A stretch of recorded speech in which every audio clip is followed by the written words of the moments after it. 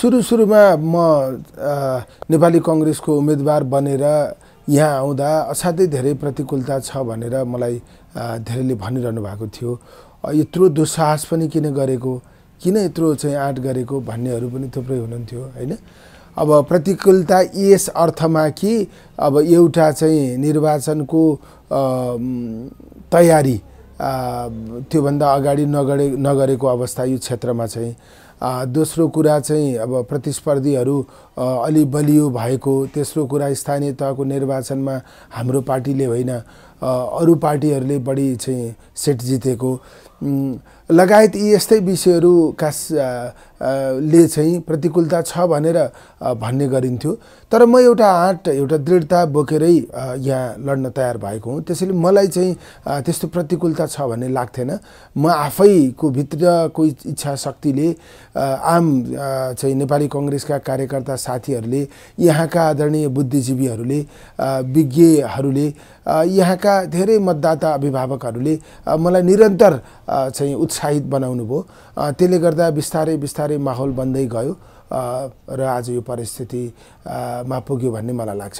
मतलब यो आम मतदाताहरूले निजी कुरामा सहयोग खोजिरहनु भएको छ भन्ने मलाई लाग्दैन। आफूले व्यक्तिगत रूपमा प्राप्त गर्ने अवसरका निम्ति चाहिँ सहयोग गरिरहेको भन्ने मलाई लाग्दैन। यो चाहिँ खासमा चाहिँ राजनीतिले नै विश्वास आर्जन गर्न सकेन, राजनीतिले विश्वास गुमायो। के कारणले गुमायो भन्दा जनप्रतिनिधिहरूको व्यवहारले अथवा चाहिँ राजनीतिले डेलिभर गर्न नसकेको कारणले अथवा चाहिँ राजनीतिमा खास जनताका मुद्दाहरूका बारेमा बहस नभएको विषयले अनि सरकार बनाउँदा, सरकार चलाउँदा अथवा संसद चलाउँदा चाहिँ जुन घटनाहरू देखिन्छ ती घटनाहरूले पनि कतिपय सन्दर्भमा वितृष्णा उत्पन्न गरेको हो कि। त्यसैले मैले निजी मामिलासँग यो कुरा जोडिएको छ भन्ने मलाई लाग्दैन। तर राज्यसँग एउटा नागरिकले के अपेक्षा गर्छ त? कर तिर्ने नागरिकले राज्यसँग के अपेक्षा गरेको हुन्छ? सुशासनको मामिलामा चाहिँ सरकार कति प्रभावकारी छ त? आम दिनदैनिक समस्याहरूका सन्दर्भमा सरकार कति प्रभावकारी छ त? अथवा चाहिँ महामारी भयो त्यो बेलामा चाहिँ सरकारले चाहिँ आम नागरिकलाई कसरी सहयोग गरेको छ त? त्यसैले यी तमाम कुराहरूसँग ती विषयहरू जोडिएको छन् भन्ने मलाई लाग्छ। फेरि काठमाडौँमा कस्तो छ भने बाहिर देख्दा काठमाडौँ जस्तो छ, भित्र काठमाडौँ असाध्यै धेरै समस्याग्रस्त छ। ढल भएको ठाउँमा त्यो ढल बग्ने ठाउँ साँगुरो भएर धेरै घरहरू बने। अब त्यसको क्यापासिटी छैन त्यो चाहिँ फोहोर चाहिँ बगाउने हैन। अब त्यो ढलै फेर्नुपर्ने स्थिति छ। कतिपय ठाउँमा ढल नै छैन। कतिपय घरमा जाने पुग्ने चाहिँ गाडी लगेर पुग्ने बाटै छैन। बाटो भएको ठाउँ असाध्यै धुलामे कच्ची छ। पक्की बाटा भनिएकाहरू पनि सबै चाहिँ खाल्डो परेको स्थिति छ। खासमा त हामीले लिइरहेको अक्सिजनै पनि काठमाडौँमा चाहिँ अशुद्ध छ। यो प्रदूषित सहर हो भन्ने पहिचान बनाएको स्थिति छ। त्यस हुनाले ट्राफिक जामको त्यस्तै समस्या छ। यी तमाम समस्या झेलिरहेका मतदाताहरूले राज्यसँग यी समस्याहरू हल गर्नका निम्ति सहयोग खोजिरहेको स्थिति छ। त्यसैले यो सहयोग खोजिरहेको अहिलेको अवस्थामा अब यी सबै काम सम्पन्न हुन्छन् भन्ने पनि होइन। सम्पन्न गर्नका निम्ति पहल कति गरिन्छ? आफूले कोसिस गरेको देखाउन सकिन्छ कि सकिँदैन? आफूले यी विषयहरूलाई एकदमै धेरै दिलचस्पी दिएर प्राथमिकताको आधार निर्माण गरेर सम्बन्धित निकायसम्म पुर्याएको चाहिँ भान गराउन सकिन्छ कि सकिँदैन हैन। अनि जनतासँग कनेक्टिभिटी हैन। यहाँ त कस्तो छ भने एउटा निर्वाचन लड्यो, त्यो जित्यो, त्यसपछि अर्को निर्वाचनमा एकैचोटि भेट्न गएको भन्ने खालको चाहिँ टीका टिप्पणी पनि व्यापक रूपमा सुनिएको थियो। त्यसैले जनतासँगको कनेक्टिभिटी पनि महत्त्वपूर्ण रहेछ। यसलाई कति प्रभावकारी ढङ्गले चाहिँ व्यवस्थित गर्न सकिन्छ हैन, डिजिटल्ली अथवा फिजिकल्ली चाहिँ कस्तो चाहिँ माध्यमबाट यसलाई अगाडि बढाउन सकिन्छ। त्यसपछि जनताका समस्याहरू विभिन्न खाले हुन्छन्, त्यसलाई सुन्ने, त्यसको पैरवी गर्ने र समस्या मात्रै उठान गर्ने होइन, हल गर्ने, सोलुसन दिने विषयमा पनि आफूलाई चाहिँ सक्रिय बनाउन सकियो भने चाहिँ निजी मामिलामा अपेक्षा नगरिएको अहिलेको अवस्थामा सार्वजनिक सरकारका विषयहरूलाई उठाउन सकियो भने आफूप्रतिको विश्वास बचाउन सकिन्छ जस्तो मलाई लाग्छ। मतलब यो हामीसँग जोडिएका दुईटा अभिभारहरू हुन्छन्। एउटा स्थानीय तहमा सम्पन्न गर्नुपर्ने कामहरू, अर्को चाहिँ केन्द्रीय तहमा हामीले आफ्नो भूमिकालाई प्रभावकारी बनाउने, राष्ट्रिय सरकारका विषयहरूलाई उठाउने, त्यसको निम्ति नीति निर्माण गर्ने, प्रक्रियाको नेतृत्व गर्ने, यो दुई खाले चाहिँ जिम्मेवारी पुरा गर्ने सन्दर्भमा चाहिँ जस्तै स्थानीय तहको कामहरू गर्दा स्थानीय तहसम्म मिलेरै गर्नुपर्छ, प्रदेश तहसँग पनि मिलेरै गर्नुपर्छ, केन्द्रीय तहबाट रिसोर्स ल्याउने, स्थानीय आवश्यकता अनुसार त्यसलाई चाहिँ प्रयोग गर्ने, त्यसमा चाहिँ स्थानीय तहको रिसोर्स पनि मिसाउने, प्रदेश तहको रिसोर्स पनि मिसाउने, यसको निम्ति आपसी समस्याहरू के हुन् त, त्यसलाई हल गर्नका निम्ति कसरी पहल गर्ने त भनेर सबै तहका जनप्रतिनिधिसँग समन्वय गरेर अगाडि बढ्नुपर्छ। अब म नेपाली कांग्रेस पार्टीको भएँ, स्थानीय तहमा एमाले पार्टीको साथीहरू हुनुहुन्छ। अब राम्रो काम गर्ने हो भने हामी बीचमा विभाजन हुनुपर्ने, पार्टीगत किताबन्दी हुनुपर्ने कुनै कारण छैन। वडाध्यक्ष हुनुभएको साथीलाई पनि आफ्नो वडाको पिच गराउनु छ हैन, त्यहाँको चाहिँ खानेपानी व्यवस्थित गर्नुपर्ने छ, ढललाई व्यवस्थित गर्नुपर्ने छ, उहाँलाई रिसोर्स पुगेको छैन। त्यसैले उहाँ र हामी मिलेर सँगै रिसोर्स कहाँ छ खोज्न जाने हो, अनि त्यो दुइटै मिलेर त्यो काम सम्पन्न गर्ने हो। किनकि हामी जनप्रतिनिधि हुँदै गर्दा अब पार्टीको मात्रै होइन, म नेपाली कांग्रेसको मात्रै प्रतिनिधि होइन, म आम जनताको 5 नम्बर क्षेत्रका मतदाताको प्रतिनिधि हो। त्यसैले वडाध्यक्ष अर्कै पार्टीबाट हुनुभएको साथी पनि त्यही पार्टीको मात्रै प्रतिनिधि उहाँ होइन। त्यसैले हामीले आफूलाई सफल बनाउने हो भने कांग्रेस पार्टीबाट जितेको सांसदसँग किन मिल्ने, उसले रिसोर्स ल्यायो भने पनि मलाई चाहिँदैन भन्ने कि त्यहाँको समस्या हल गर्नका निम्ति मिलेर चाहिँ काम गर्ने। त्यसैले मलाई लाग्छ जनप्रतिनिधिहरू हामीहरू मिलेरै अगाडि बढ्न सकिन्छ। यो जनताको विषय हो, यो हामीले गर्नुपर्ने कामको विषय हो, हाम्रो सफलता र असफलता यो विषयसँग निर्भर गर्छ। त्यसैले चाहिँ अब पार्टीगत स्वार्थका निम्ति, निजी स्वार्थका निम्ति काम गर्न खोजियो भने त कसैबाट समर्थन प्राप्त हुने कुरा भएन। जनसरकारका विषयमा, राष्ट्रिय स्वार्थको विषयमा काम गर्न खोज्दा चाहिँ सबै पार्टीबाट समर्थन हुन्छ भन्ने मेरो विश्वास छ। अब संसद कस्तो बन्छ चाहिँ भन्ने सन्दर्भमा चाहिँ मलाई के लाग्छ भने सिनारियो चाहिँ एकदमै बहुपक्षीय संसद भन्ने जस्तो देखिन्छ हैन। अब धेरै दलको स्वतन्त्रको प्रतिनिधित्व संसदमा हुने अवस्था छ। अब त्यसलाई पनि कसरी राम्रो रूपमा लिन सकिन्छ भने स्वतन्त्रले पनि वैकल्पिक राजनीतिको वकालत गर्दै आउनु भएको छ। राजनीति सुदृढ गर्ने, सुशासन कायम गर्ने, तमाम विकृतिहरू अन्त्य गर्ने, हामी पनि त्यही कुरामा हाम्रो कमिटमेन्ट हो भने त कुरा त मिल्यो नि त। फरक फरक ढङ्गले त्यहाँ पुगे पनि त्यहाँ पुगेर उठाउने मुद्दाहरू त मिले। अब रणनीतिक हिसाबले निर्वाचन जित्नका निम्ति मात्रै ती विषयहरू उठाइएका थिए भने त्यो अर्को कुरा भयो। साँच्चै उठाइएका विषयहरू कार्यान्वयन गर्न खोजिएको हो भने तमाम विकृतिका विरुद्ध लड्ने कुरा हाम्रो साझा मुद्दा हुन सक्छ हैन। तमाम चाहिँ भनौँ न जनविरोधी कुरा चाहिँ हस्तक्षेपका कुरा चाहिँ हैन, यो जनताको दिनदैनिक सरोकारमा भएका समस्याका कुरा अथवा सुशासन नभएको वर्तमान स्थितिलाई अन्त्य गर्ने हो भने हामी मिलेर सुशासन कायम गर्न सक्छौँ। हामीले साझा परराष्ट्र नीति अख्तियार गर्न सक्छौँ, साझा शिक्षा नीति अख्तियार गर्न सक्छौँ, साझा स्वास्थ्य नीति अख्तियार गर्न सक्छौँ। हामी सबै मिलेर देशको मुहार फेर्न सक्छौँ। त्यसैले राम्रो काम गर्ने हो भने जसले प्रस्ताव ल्याओस् त्यसलाई समर्थन गरेर त्यसलाई कार्यान्वयन गर्ने गरी अगाडि बढ्नुपर्छ। त्यो चाहिँ पार्टीको स्वार्थभन्दा माथि हुनुपर्छ भन्ने मलाई लाग्छ। मतलब जस्तो छ त्यस्तै कायम राखेर अगाडि जान अब सकिँदैन। चाहिँ के छ भने निर्वाचनको परिणामबाट पनि हामीले महसुस गर्न सक्नुपर्छ, आफूलाई करेक्सन गरेर अगाडि लान सक्नुपर्छ। पार्टीले पनि, पार्टीको नेतृत्वले पनि, हामीहरू सबैले चाहिँ करेक्सन गरेर अगाडि जानुपर्छ। त्रुटिहरू थुप्रै भए हैन, ती त्रुटिहरूलाई महसुस गरेर अब चाहिँ त्यसबाट पाठ सिकेर अगाडि जान सक्नुपर्छ।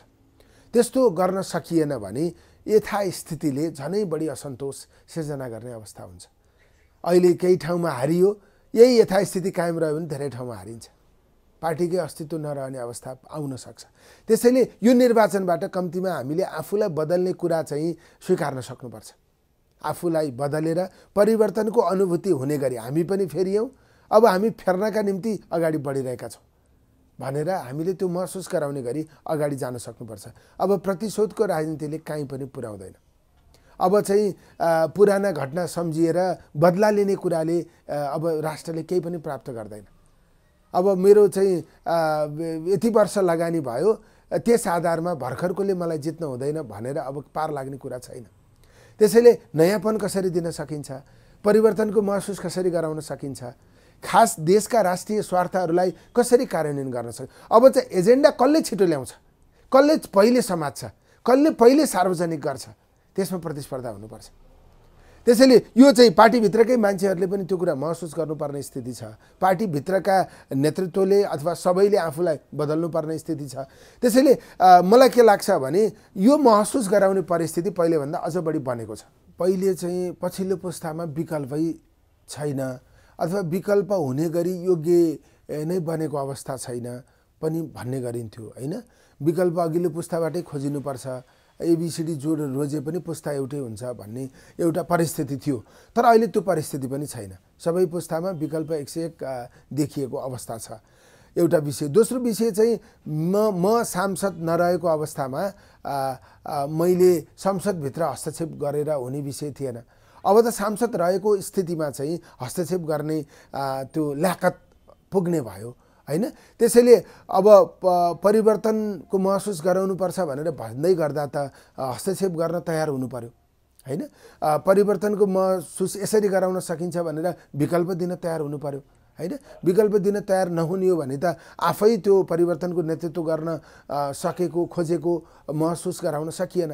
त्यस हुनाले चाहिँ आफ्ना प्रति त्यो एहसास गराउन पनि हामीले चाहिँ परिवर्तनको नेतृत्व गर्न सक्नुपर्छ। अब फेरि कस्तो भने व्यक्तिको पोजिसन क्रिएट गर्ने कुरा मात्रै महत्त्वपूर्ण होइन। व्यक्ति त्यो पोजिसनमा किन जान चाहन्छ, हामीले गर्ने के हो, हाम्रो कमिटमेन्ट के हो, हामीले पहिचान गरेको समस्या के हो र समाधान गर्ने कसरी हो, त्यो कुरा हामीसँग फेरिस्त हुन जरुरी छ। सरकार बनाउने, सरकारको नेतृत्व गर्ने, प्रधानमन्त्री र मन्त्री हुने, तर किन हुने, त्यो कुराको जवाफ हामीसँग प्रष्ट हुनुपर्छ। त्यसैले आजको राजनीति जवाफदेही हुनुपर्छ, उत्तरदायी हुनुपर्छ हैन। आजको राजनीतिले सुशासन दिन सक्नुपर्छ। आज आम नागरिकले खोजिरहेको जे विषय हो त्यसको सम्बोधन गर्ने गरी अगाडि बढ्न सक्नुपर्छ। त्यसैले चाहिँ 2-4 जना नयाँ मान्छे हामी मिल्यौँ त्यसैले परिवर्तन हुन्छ भन्ने होइन। हाम्रो मिलन किन हो, हामीले के गर्न खोजेको, त्यसको एउटा फेरिस्त हामीले प्रस्तुत गर्न जरुरी छ। त्यस्तो भयो भने के हुन्छ भने विश्वास बढ्न सक्छ। विश्वास बढ्यो भने त त्यो चाहिँ सार्थक बनाउन सकिन्छ। त्यसैले विश्वास बढ्ने गरी हामीले आधार निर्माण गर्न सक्नु पर्यो। अब पहिले जस्तो सरकार जसरी पनि बनाउने त्यस्तो हुनु हुँदैन। एकदमै त्रिशङ्कु संसद छ, त्यहाँ चाहिँ जो जसलाई मिलाएर भए पनि मन्त्रालय 4 टुक्रा पारेर भए पनि सरकार बनाउने, त्यसले चाहिँ मेसेजै राम्रो दिँदैन। सरकारमा किन जाने हो, डेलिभर गर्न, लोकप्रिय काम गर्न, आफू पनि लोकप्रिय हुने, पार्टी पनि लोकप्रिय बनाउने, अर्को निर्वाचन त्यही आधारमा जित्ने, आम जनताले सरकारले डेलिभर गरेको छ भन्ने महसुस गराउने। यसो गरियो भने मात्र नै सरकारमा गएको काम लाग्छ। धेरैचोटि सरकारमा जाने, त्यसले नेगेटिभ मेसेज मात्रै दिइरह्यो भने त सरकारमा जानुको केही अर्थ हुँदैन। त्यसैले सरकारमा जाँदा पनि बडा सचेतनापूर्वक जानुपर्छ। सरकार बनाउँदा पनि स्वाभाविक ढङ्गले बनेको देखाउन सक्नुपर्छ। राज्यले चाहिँ यो चाहिँ तपाईको फजुल खर्च घटाउने भन्छ, एकदमै सरकारै बनाउन चाहिँ फजुल खर्च बढाउने, राज्यको अर्थतन्त्र ध्वस्त बनाउने हैन, कनिका छरेको जस्तो राज्यको चाहिँ ढुकुटी छर्ने गरी हामी अगाडि बढ्ने स्थितिले चाहिँ राम्रो हुन सक्दैन। त्यसैले हरेक कुरामा पोजिटिभ मेसेज दिने गरी हामी अगाडि बढ्न सक्नुपर्छ।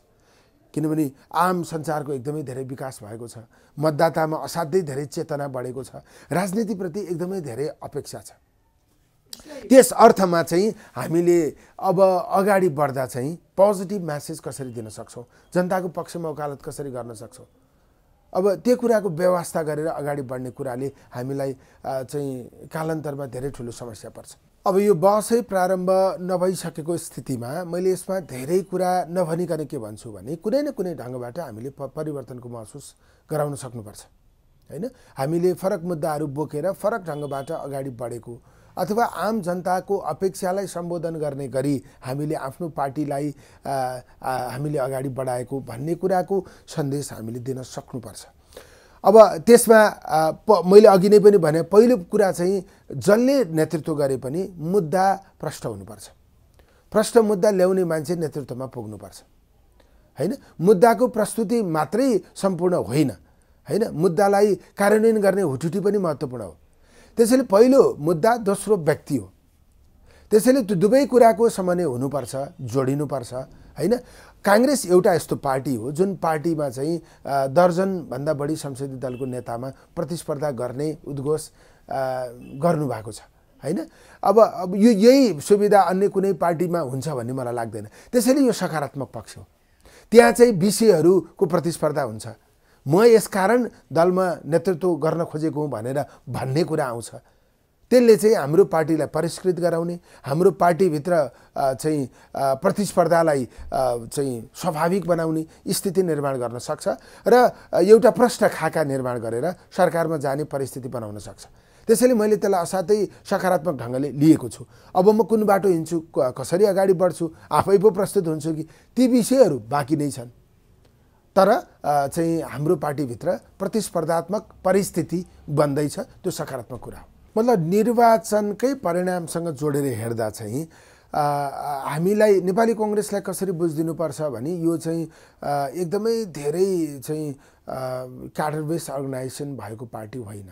यसले आफ्नो क्याडरहरूमा सम्पूर्ण कन्ट्रोल राख्न सक्दैन। यो चाहिँ फ्लेक्सिबल व्यवहार गर्ने, असाध्यै लुज नेटवर्क भएको, अलिकति विवेकले काम गर्ने मतदातालाई मात्रै यसले समेटेको देखिन्छ। त्यस अर्थमा अब फेरि गठबन्धन गरेर हामी गयौँ, हामी इमान्दार थिएनौँ भन्ने होइन। नेतृत्व असाध्यै इमान्दार थियो। नेतृत्वले भनेकै हो, हाम्रो नेतृत्व नरहेको ठाउँमा चाहिँ गठबन्धनबाट जसले उम्मेदवारी प्राप्त गरेको छ उसलाई हाम्रै सम्झेर इमान्दारीपूर्वक सहयोग गर भनेर भनेको हो। अब तर आम मतदाताले त्यसलाई त्यस रूपमा स्वीकार्नु भएन हैन। अब यो भोट ट्रान्सफर गर्ने सन्दर्भमा चाहिँ कांग्रेसको नेटवर्क अथवा अर्गनाइजेसन पार्टी पंक्ति चाहिँ अन्य कम्युनिस्ट पार्टीहरूको जस्तो सबल नदेखिएकै स्थिति हो। अब तर कस्तो हो भने जस्तै गठबन्धनको अर्को कुनै पार्टीको उम्मेदवार हुनुभयो, उहाँले जति मत प्राप्त गर्नुभएको छ त्यो उहाँको पार्टीको मात्रै मत होइन, हाम्रो सबै मत नपरेको होला, तर कति नै नपरेको चाहिँ होइन। अब यसमा जोड जबरजस्ती गर्न सकिने स्थिति पनि हुँदैन हैन। त्यसकारण अब यसमा लामो विगत पनि जोडिएको हुन सक्छ।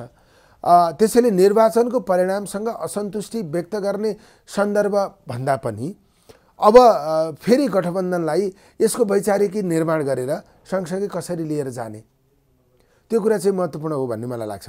अब गठबन्धन अझ फराकिलो बनाउन सकिन्छ कि, अझ धेरै जोड्न सकिन्छ कि, यसलाई नटुक्राइकन यसलाई यथावत राखेर अझ थप चाहिँ बढाएर जान सकिन्छ कि। किनभने कांग्रेसले राष्ट्रिय अब्बल समन्वयकारी भूमिका विगतदेखि नै अदा गर्दै आएको छ। अहिले पनि संसद चाहिँ एकदम बहुपक्षीय बन्दैछ। त्यो बहुपक्षीय संसदलाई समन्वय गर्न जरुरी छ। त्यो समन्वयकारी क्षमता नेपाली कांग्रेसले नै राख्छ भन्ने मेरो विश्वास हो। त्यसर्थ अहिले भइरहेको गठबन्धनलाई कायम गरेर, किनकि यो गठबन्धन तोड्ने सन्दर्भ यसकारण हाम्रो तर्फबाट आउँदैन कि यसले हाम्रै नेतृत्वमा सरकार बनायो, हामी सँगसँगै निर्वाचनमा गयौँ हैन। अब फेरि पनि खास विषयमा अन्तर्विरोध नभइकन यो गठबन्धन तोडिने स्थिति हुन्छ भन्ने मलाई लाग्दैन। तर यो खाली गणितमुखी हुने, सरकार बनाउने, प्रधानमन्त्री एउटा पार्टीको हुने, मन्त्रीहरू विभिन्न पार्टीका बाँडफाँड गरेर लिने, त्यतिकै आधारमा मात्रै गठबन्धन सीमित हुनु हुँदैन। गठबन्धनले के भन्नु पर्यो भने हामी 5 वर्ष संसद कायम राख्छौँ, सरकार चलाउँछौँ, त्यसमा हामीले कहीँ कतैबाट अस्थिरता आउन दिने छैनौँ। पार्टीगत स्वार्थका निम्ति, पार्टीका व्यक्तिहरू व्यवस्थापन गर्नका निम्ति नकारात्मक सन्देश जाने परिस्थिति हामीले बनाउने छैनौँ र हामीले सरकारमा गएपछि गर्ने यो हो। हामीले चाहिँ कतिवटा बुँदा बनाउन सक्छौँ। परराष्ट्र मामिलामा यसो गर्छौँ, शिक्षामा यसो गर्छौँ, स्वास्थ्यमा यसो गर्छौँ, सुशासन कायम गर्ने सवालमा यसो गर्छौँ, आम जनताका जनजीविकाका मुद्दाहरूको सन्दर्भमा हामी यसो गर्छौँ। हामीले एउटा फेरिस्त प्रस्तुत गर्नु पर्यो। हाम्रो देशलाई समृद्धिको बाटोतिर लिएर जाने आधारहरू के हुन् हैन, त्यो आधारहरू हामीले कसरी तय गर्छौँ हैन। हामीले चाहिँ के भन्ने गरेका छौँ भने पर्यटन हाम्रो चाहिँ समृद्धिको एउटा पिलर हो, अनि पर्यटन समृद्धिको आधार हो भन्ने हैन। तपाईको लाखौं पर्यटक नेपाल ल्याउनुपर्छ भनेर भन्ने, गुगलमा काठमाडौँको पहिचान यस्तै राखेर पर्यटकहरू आउन सक्छन् त। त्यसैले खास प्राथमिकता निर्धारण गर्ने, त्यो प्राथमिकताका आधारमा योजनाहरू बनाएर अगाडि बढ्ने एउटा फेरिस्ता आउनुपर्छ। वैचारिकीसँग जोडिएको गठबन्धनले मात्रै मुलुकलाई केही दिन सक्छ, गणितमा आधारित मात्रै भएर गठबन्धन गर्ने कुरा स्वाभाविक हुँदैन। त्यसर्थ यो गठबन्धन कायम रहेर अरू थप चाहिँ पक्षहरू यसमा जोडिने स्थिति बन्छ र नेतृत्व काङ्ग्रेसकै हुन्छ भन्ने मलाई विश्वास छ।